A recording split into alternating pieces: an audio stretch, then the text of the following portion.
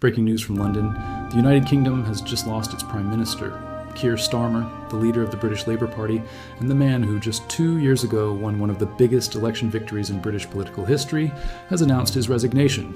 He is stepping down, and the United Kingdom is now preparing for its 7th Prime Minister in just 10 years. This is not a small story. Britain is one of America's closest allies in the world.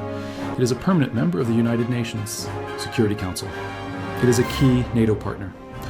What happens inside the walls of 10 Downing Street affects foreign policy, trade relationships, and the global balance of power. And right now, those walls are changing hands. Let's break down exactly what happened, how we got here, and what comes next. Keir Starmer was supposed to be the man who fixed Britain. In July 2024, he led the Labour Party to a landslide election victory, one of the largest parliamentary majorities in modern British history.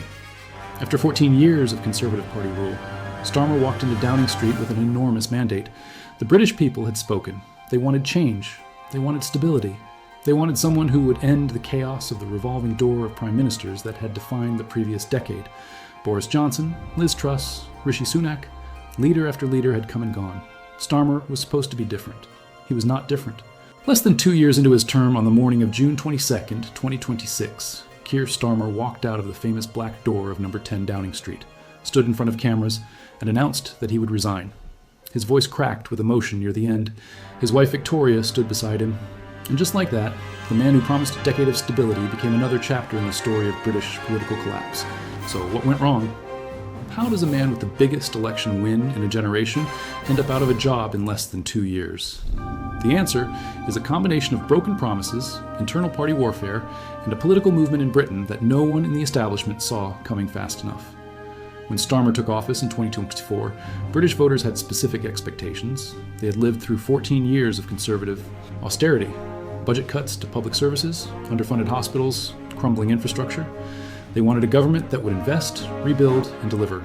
Starmer promised exactly that. But polls show that voters never felt that change arrive. His personal approval ratings slumped to historic lows. Survey after survey found that the British public believed he had failed to deliver meaningful improvement after years of Conservative cuts. They felt let down, betrayed even. Then came the scandals. Starmer had appointed Peter Mandelson, a senior figure from the old New Labour era under Tony Blair, as Britain's ambassador to Washington. The goal was to strengthen ties with the incoming Trump administration. But in September 2025, the release of the Epstein files revealed the full extent of Mandelson's relationship with convicted sex offender Jeffrey Epstein. The scandal exploded. Starmer dismissed Mandelson and expressed regret over the appointment. His Chief of Staff, Morgan McSweeney, took responsibility and also resigned in February 2026. The damage was severe. But the real death blow came from an unexpected direction, not from the Conservative opposition, but from a movement called Reform UK. Reform UK is a hard-right populist party led by Nigel Farage, a man who spent decades campaigning for Brexit and who has made immigration the centerpiece of his political platform. In the May 2026 local elections, Reform UK made historic gains across England. Labour lost control of 35 councils and nearly 1,500 councillors, roughly 60% of the seats that were up for election.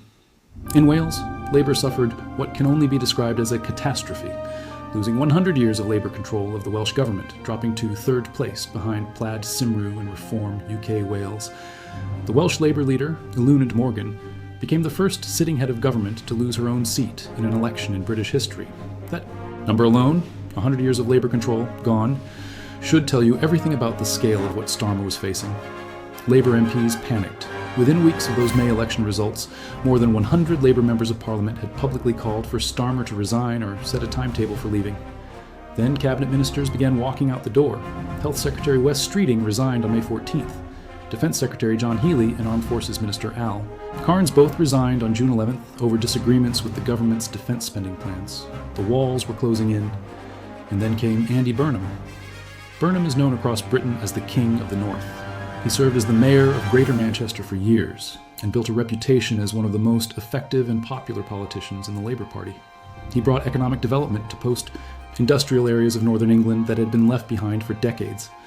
While Starmer's approval ratings collapsed in London, Burnham's popularity held firm, especially in exactly the kinds of working-class communities that Reform UK was targeting. In a coordinated political move, a sitting Labour MP named Josh Simons resigned his parliamentary seat, the seat for the constituency of Makerfield in suburban Manchester, specifically to allow Burnham to run in the resulting by-election.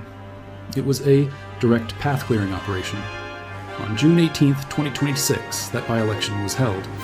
Burnham won with nearly 25,000 votes and a majority of over 9,200, far exceeding what polls had predicted.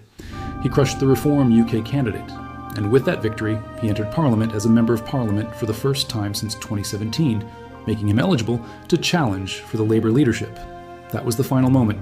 After Burnham's landslide, the remaining MPs who had been holding back their public criticism of Starmer came forward. The numbers were overwhelming. Starmer could see what was coming. On the morning of June 22nd, he made his decision. Standing outside Downing Street, Starmer said that he had spoken to King Charles III and informed him of his decision. He said the question his party was asking was whether he was best placed to lead Labour into the next general election. He said he had heard the answer from his parliamentary party, and he accepted that answer with good grace. Nominations to replace him as leader, he said, would open on July 9th and close when Parliament breaks for summer recess on July 16th. If a leadership contest takes place, a new leader will be in place before Parliament returns in September. And Keir Starmer said he would remain as caretaker Prime Minister until that process is complete. Within hours, Andy Burnham boarded a train from Manchester to London. He was sworn into Parliament, and he confirmed that he would seek to replace Starmer as Labour leader and Prime Minister. His only expected rival, former Health Secretary Wes Streeting, immediately endorsed Burnham's candidacy, saying he was convinced that Burnham could win the fight against the forces of nationalism. With that endorsement, Burnham became the overwhelming and almost certain next Prime Minister of the United Kingdom. Even President Donald Trump weighed in. Trump posted on Truth Social that Starmer had failed badly on two critical subjects, immigration and energy, and wished him well. Trump's intervention was notable. It signaled how closely the White House is watching the British transition and what kind of relationship the new Prime Minister will need to build with Washington. Political risk analysts at the Eurasia Group predict that Burnham will formally take office around July 18th or 19th. If no challenger emerges to contest the Labour leadership, it could happen even faster. Britain may have its seventh Prime Minister of the decade within weeks. But here is the question that every political analyst in London is asking right now. Will Burnham actually be able to turn things around? The problems that destroyed Starmer's premiership have not gone away. Britain is carrying enormous national debt. Public services remain stretched. Energy prices remain high, partly tied to the ongoing US and Israeli military conflict with Iran, which has disrupted global oil markets. The relationship with the Trump administration is complicated and unpredictable, and Reform UK, under Nigel Farage, is not going anywhere. If anything, Farage will see Starmer's resignation as proof that his movement has the power to topple governments without even being in power. One veteran British political analyst put it bluntly. She said the chances of Burnham staying very popular for long are small. The headwinds are enormous. Heavy debt, threadbare public services, very little room to raise taxes. She called Burnham Labour's last throw of the dice. That is a sobering assessment, but it is an honest one. What we are witnessing in Britain is something that is happening in countries across the Western world. Establishment political parties, whether center-left or center-right, are under pressure from populist movements that have channeled the anger of working-class voters who feel left behind. In the United States, that produced Donald Trump. In France, it produced Marine Le Pen's rise. In Italy, it brought Giorgia Meloni to power.